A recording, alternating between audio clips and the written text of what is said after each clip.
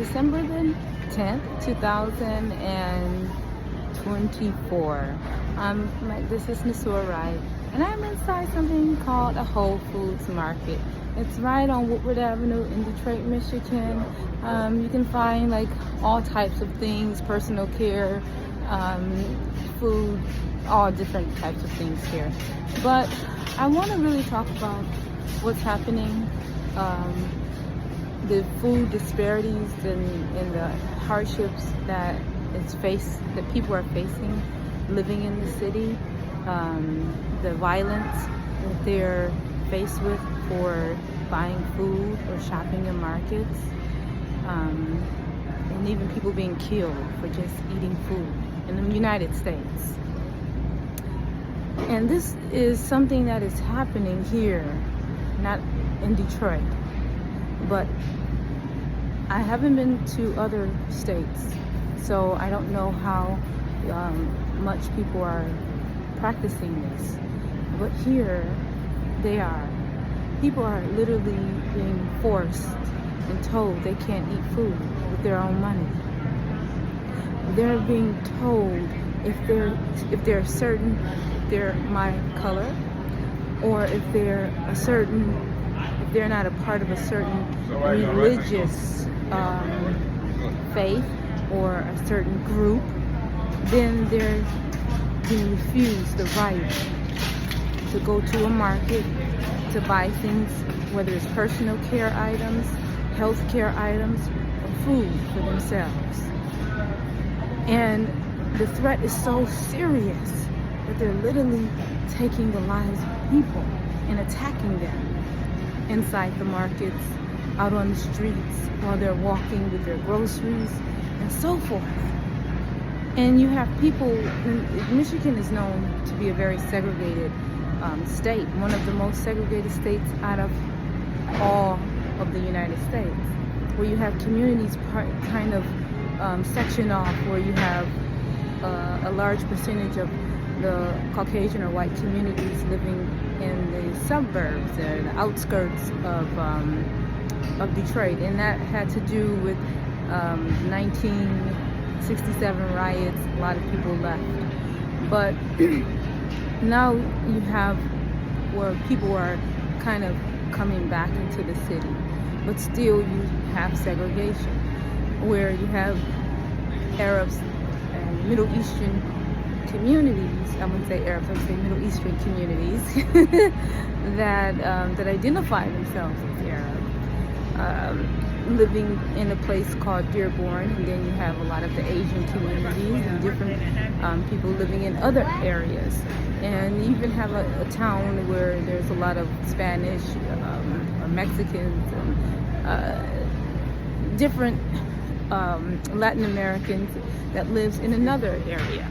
And this segregation allows for certain communities to receive and other communities to be deprived, and things to go unnoticed that happens inside of the communities that are at least less fortunate, or underprivileged, or having less access to resources or funds, or even access to food or housing that is among the people.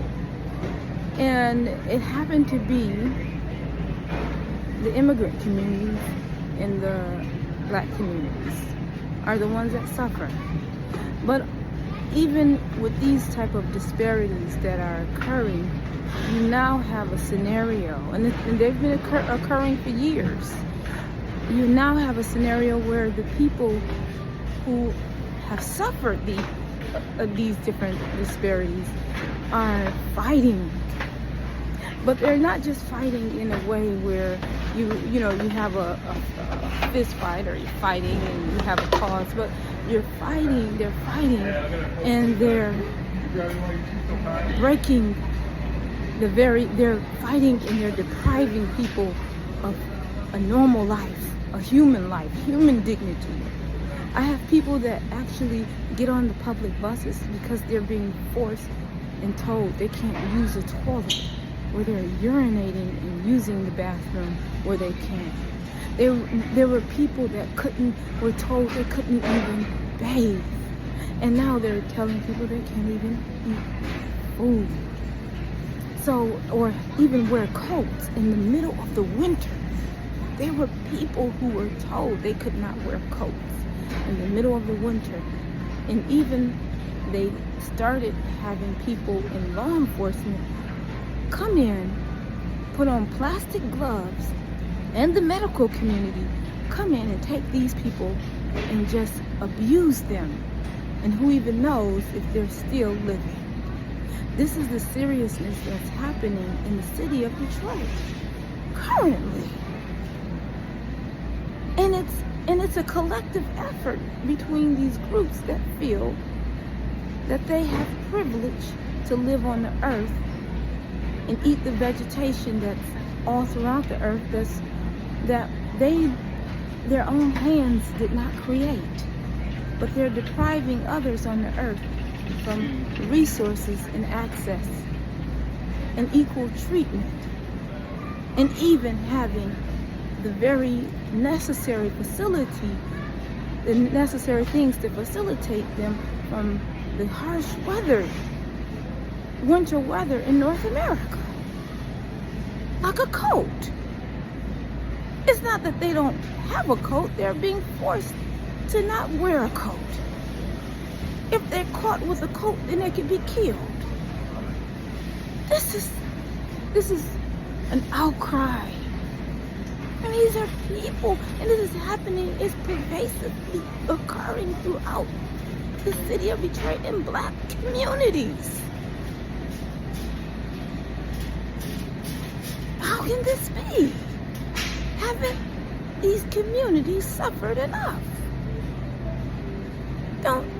Do they not understand that if people don't have basic needs to health aid and human dignity, that it becomes a health issue? That's how plagues are born and other illnesses, because people are exposed. That is the whole purpose of a civilization, understanding the needs of others, of human needs, and providing them even if they're from any part of the world. How can people be so backwards in their thinking that they would turn around and implement something that becomes an issue for everyone and thinking that it's okay? So I've gotten to the point where I've seen it. Now I'm getting to the point where I'm speaking on it, because it's deplorable. It's something that needs to be stopped. And I would think that because there's a large percentage of people of color, which is called African Americans, and that lives in the city of Detroit, that there would be more care for one another. But you're finding that they're the ones who are mostly being killed and deprived.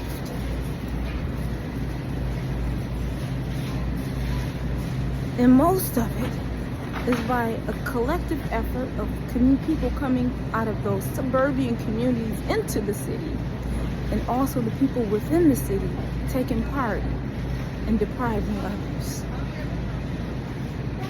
So I just wanted to give that feedback. I'll give you guys more information about it as I learn and understand more. I came from Paris, France in November 1st. I've only been in Detroit for a small amount of time, and I'm really saddened by what I'm looking at here. Very saddened by it. I'm saddened by the how can this type of injustice occur and no one is saying anything about it. It's like an unspoken, thing that's going on. But no, I'm going to speak out loud about it. I'm not going to pretend like I don't see it happening. I'm moving around, I'm catching the public transit, I'm seeing these people suffer. And so it needs to be something that people all over the world is addressing and looking at and investigating what is happening. So again, this is Miss OUTCRY. Peace out. I hope you guys are, safe and prayerful, because I am, and by the will of the most, the Creator who created me, by His will that I am. But I hope everyone else is too. So peace.